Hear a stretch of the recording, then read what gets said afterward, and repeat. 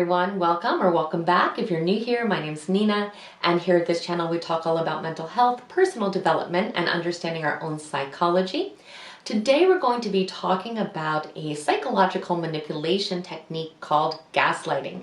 Now, you maybe have heard this term before. It's kind of tossed around a lot, but it's also mischaracterized very often. So today I wanted to talk about what it really means, as well as 8 common techniques that gaslighters specifically use. And we'll also look at some warning signs that we may be experiencing gaslighting ourselves. If you haven't yet subscribed to the channel, please go ahead and do so. Today's video is just one in a whole series that I am creating about psychological manipulation and boundary setting. So if these are topics that do interest you, please make sure that you stay connected. So starting at the very beginning, the term gaslighting simply refers to a specific type of manipulation where the manipulator is trying to get a person or a group of people to question their reality, their memory, or their perceptions. It is a very real form of manipulation that can make someone question their own sanity. And it's something that, when spotted, should be taken extremely seriously because it can absolutely be harmful to our mental health. And while gaslighting isn't always malicious or intentional, in many cases it is. Now, if you're wondering where the term gaslighting comes from, I know it's kind of an unusual name. It comes from a play in the 1930s that was made into a movie in the 1940s that was called Gaslight. Now, in this movie, a husband manipulates his wife intentionally to such a degree that she questions her own sanity and her own reality enough that he is able to commit her to a mental institution and steal her inheritance. The theme of the movie was such a perfect example of this concept that they decided to name the concept after the movie, and that's where really gaslighting comes from. Now, I do want to make clear that gaslighting is extremely different than a healthy relationship disagreement, which is common and necessary at times. Gaslighting is distinct in that there is one partner who is actively listening and considering the perspective of the other, and then we have the other partner that is consistently negating that person and their perception, or telling them that they are dysfunctional or even crazy, and questioning them and making them question themselves. We have to remember that gaslighting is all about control. And while this form of manipulation primarily occurs in romantic relationships, it's not uncommon in controlling friendships, or in between coworkers or family members, or even public figures or politicians. And I'm sure you've seen it time and time again, where they will come out and say a specific statement, and it is recorded on camera. We can watch it on YouTube over and over, yet they still say that they never said it and that it never happened. So of course, that is also gaslighting. So how does this form of manipulation happen? Well, unfortunately, there are many techniques that a gaslighter might use, and a lot of them are very effective, especially if the other person is unaware that it's happening. But today I wanted to go ahead and talk about the 8 most common techniques. The first one is called withholding. This is simply where they won't hear your side of the story, they won't listen at all, or they will simply claim that they don't even understand what it is you are talking about. Number 2 is lying. And this is, of course, when we know 100% that something actually happened, but they blatantly lie. They say it never happened, or that we made it up. Number 3 is called discrediting.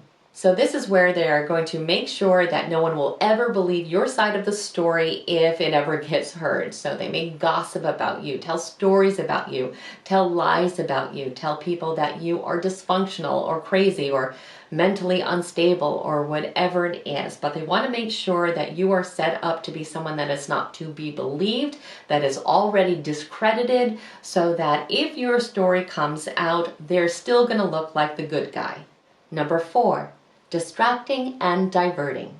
So this happens when we are trying to discuss an important issue and they don't want to hear about it, so they try to make us lose our train of thought by bringing up another topic or asking us a specific question, hoping we will forget what we are talking about so it never has to be addressed. Number 5 is trivializing. Now this is where they try to minimize our thoughts and our feelings. They're going to try to make our emotions and our needs seem unimportant. So they may say, why are you making such a big deal about this? Or you're really overreacting, or why are you so sensitive? This is no big deal. Why are we still talking about this? But they are going to make you question yourself by making it seem like whatever we're talking about really doesn't matter. Number 6, blame shifting. So this is when the discussion gets twisted to make it look like we are to blame for what we are upset at them about, like we caused the behavior or the reaction. They may even say, well, you know that I would have reacted like that, so you should have acted differently. So somehow it all gets twisted around, and even though they were the one that did the thing that was wrong, we get blamed for it. Number 7, rewriting history. So this is when they recraft the story and retell it in a way that favors them, especially if there's been some kind of wrongdoing.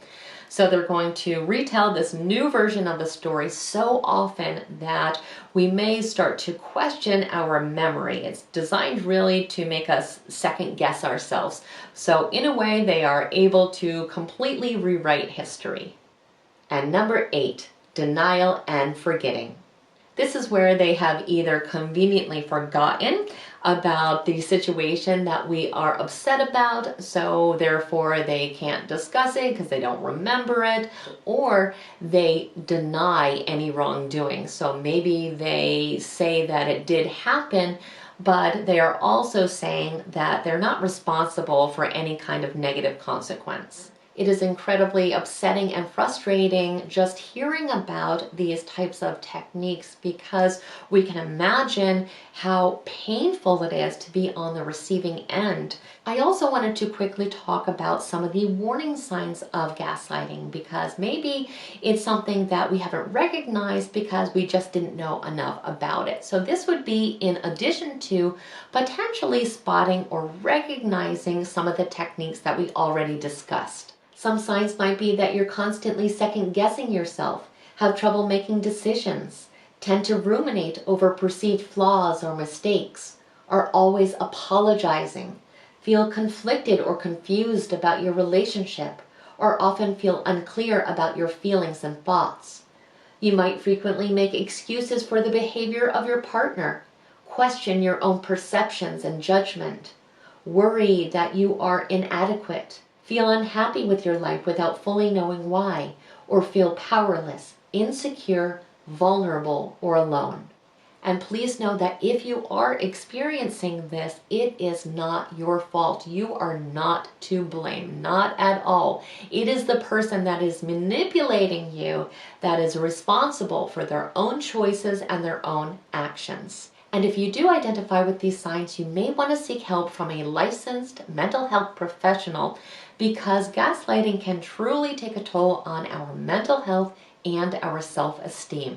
A therapist can help you learn more about this type of situation, help you gain perspective, help you make healthy choices, set boundaries, and make informed decisions about the relationship itself. Please know also that I believe in you and your ability to change your life. Sometimes we do need help with that, but either way, awareness is always the first step of the process. So as always, I truly hope you found today's video to be helpful and insightful. If you did, please like it, share it, and also do become a subscriber if you aren't one already. We definitely want you to stay connected. And I thank you so much for spending time with me today. I hope the rest of your day is extraordinary.